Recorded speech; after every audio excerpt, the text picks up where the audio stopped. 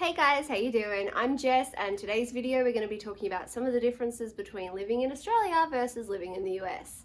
These are just some of my experiences, so stay tuned.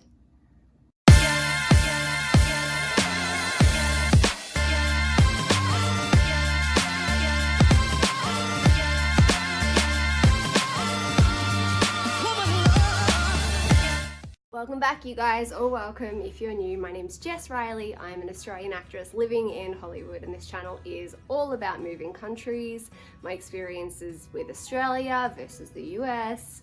Today's video is really special because we are talking about some of my personal experiences and some of the culture shock and differences between living in Hollywood versus Melbourne, Australia, which is where I'm from. So if you want to see more as well, I post content every week. I'd love for you to subscribe, hit that little bell, and stay tuned. First on the list has to be the Australian slang and language and phrasing that just doesn't translate, but I'm going to do a whole video on that.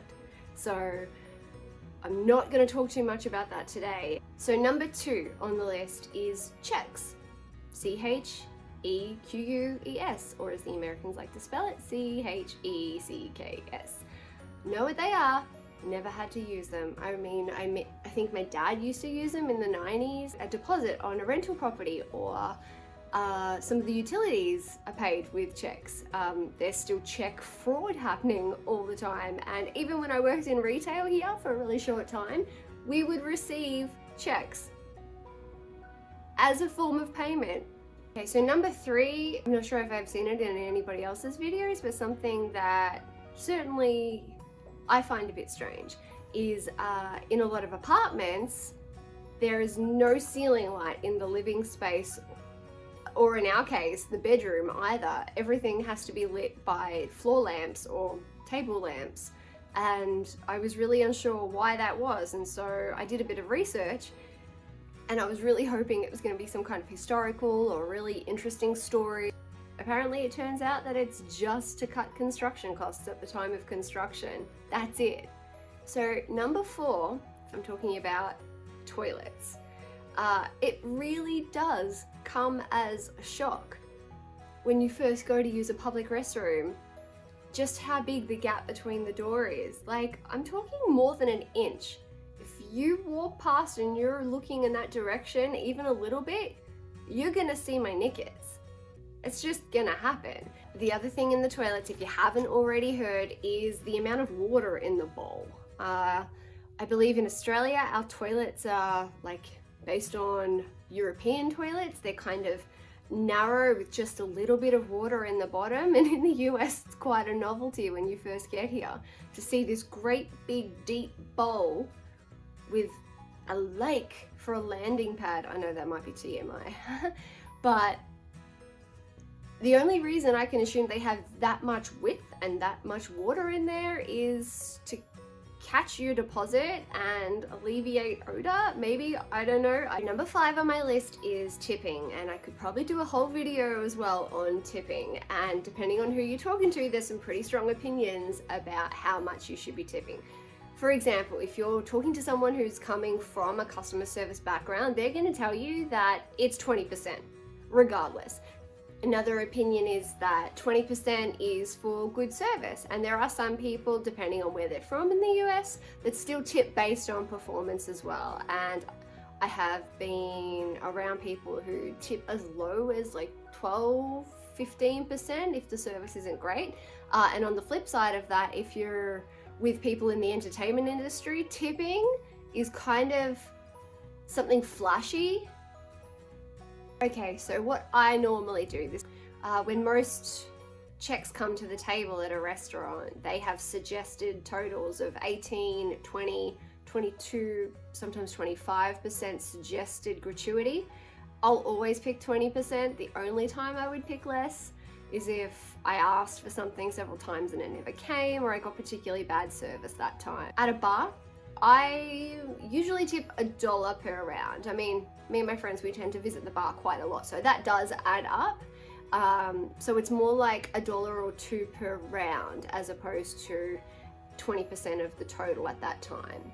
So I will just mention quickly takeout. If you go to Starbucks or Burger King or Panda Express or something, now you get prompted to leave a tip on the little computer screen that they point at you. That's quite new, and not quite sure what the right or wrong answer is regarding tipping on takeout. I usually don't. I think it would have to be really, really pleasant conversation or something for me to, or the pressure. Sometimes the pressure gets to you and you're like, oh, I have to tip, I don't want to be a tight ass. But yeah, normally not. For some sort of takeaway, you don't normally have to tip. Delivery. If you have a delivery man driving a sofa or a couch to your home, and it's big and there's stairs, $20 cash, really appreciated. If you're getting a service like your hair done or your nails done, $5 cash, pretty standard. If it's a more expensive thing, I don't know, like an hour-long massage or a day at the spa or whatever, you're probably gonna look more at like 15 or 20% of the total bill for some service like that. Another type of service that I'm thinking of is food delivery services like Uber Eats or Grubhub, and there's many others. They don't get paid that well, and they do appreciate your tips. I think like kind of $5 per order is standard. Ride share services, from my research, they're actually paid a lot better than the food delivery people. I think minimum that Uber drivers and Lyft drivers are making is at least $25 an hour, and you are always prompted at the end to rate and review and tip them. But I do think the consensus is that you do not need to tip for those services. So please don't come after me if you disagree. This is just my conclusion. We are up to number 6. Breaking news.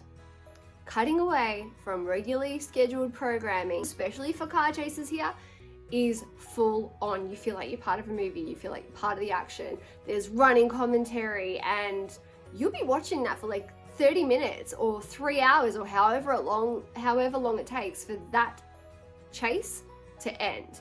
I've seen them attempt to use the strips. I've seen them nearly run over people. I've seen like them acting like dodgem cars and like literally hitting everything in sight. I've spoken to people who have seen shootouts, like they get to the end of the road and they shoot out because the camera hasn't been able to cut away fast enough. But yeah, it's great for adrenaline, but it's kind of a little scary as well. Number 7, food.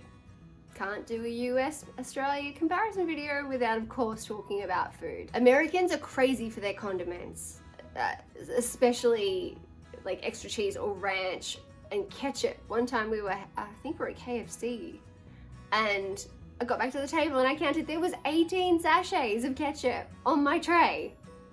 Free refills is cool and definitely worth mentioning. If you buy a soda, it's expected. They come around if it's a restaurant, refill, or if it's like a takeout place, completely acceptable. You drink your soda, you fill it up right before you leave. As well as soda, another free refill is popcorn at the cinema. It's quite confronting when you see a family go to the cinema and buy their large popcorn and then divvy it up in Tupperware containers that they've bought from home, and then ask the guy straight away for their refill of popcorn while he's standing there watching them share it amongst a family of 5. It's the strangest thing. I feel guilty, but it's free. And kind of in the vein of free refills, the restaurant TGI Fridays offers unlimited appetizers for $12. And I'm sure it's capped to certain times of the day, but still, you pay $12 and you can order as many appetizers from a select menu as you want for that $12. Don't really know how they do that, but that's cool. Okay, so a couple of other food things. Remember, be careful of your lingo. If you want a burger or a hamburger, you ask for a burger. In the US, sometimes a burger is called a sandwich. So if you see sandwich on the menu, best to double check, because that ain't gonna come out on sliced bread. A sandwich is a burger. And a very common mistake I make is when something says it comes with a side of chips. Remember that chips in the US is a packet of chips. Potato chips, like cold chips. If you want it to come with cooked chips, then they're fries. And last, within my food category, I have to make an announcement on behalf of all Australians. The bloomin' onion, from the Outback Steakhouse, an Australian themed restaurant here in the US, is not Australian. It's a completely made up menu item. For those of you who don't know what it is, it's an onion that is still whole and has been cut into little pieces and breaded or in batter or something and then deep fried, and when it comes to the table it's all like layers of an onion and you tear pieces off and dip it in a sauce and eat it. It's like an appetizer. It's gross, sorry, I know you're gonna come after me about that, but it's not Australian, guys. Number 8 is money. In the US, for those of you who don't know, the money is still paper and made of all of the same color ink. If you are unfamiliar with Australian money, our notes are plasticky and a different bright color for the dollar amount. Another thing to note with the money in Australia, our silver coins ascend in size as they do in value. So that confused me when I got here, and like the smallest one is 10 cents is worth more than the one the next size. And you don't call it 5 or 10. In the US, you know, they're dimes and pennies and quarters. So that's just another thing you have to get used to very quickly. Okay, so number 9 is mold. You heard that right, mold, like in the bathroom. In Australia, if something gets to the point where it's growing mold, you can tell because it's like a blackish, dark greeny. But in the US, or LA specifically, mold is bright pinky red, like watermelon. I don't know why. I deliberately didn't clean my shower for 3 weeks so that I could get this footage for you. If any of you know why, feel free to leave a comment below because I would be interested to know why. Okay, number 10, driving. Unless you've been living under a rock, I'm sure you know that in Australia we drive on the left side of the road, and here in the US you're on the opposite side of the car and you drive on the right side of the road. So that presents its own challenges, especially parallel parking actually. Rules that are different is the right on red. When you're stopped at traffic lights and you're turning right, in America they have something called right on red. And that is that if you come to a complete stop, you're allowed to turn right on red. And I believe, correct me if I'm wrong, that the reason that rule was introduced was for fuel consumption, because sitting at the lights idling burns too much fuel or something. That's what I've been told. Something I kind of like is that the driving limit that you see, it's more of a guideline. Let's just say they're more focused on cars going with the flow of traffic than enforcing a very strict speed limit. That's my experience. In Australia, if you exceed the limit by 3 kilometers an hour, you will get a fine if you get caught. And also, guys, it's miles per hour, so you've got to get used to that. Oh, there is so much more that I could post, but these were the most obvious 10 choices to talk about today. Who knows, I'll probably end up doing a part 2 or something.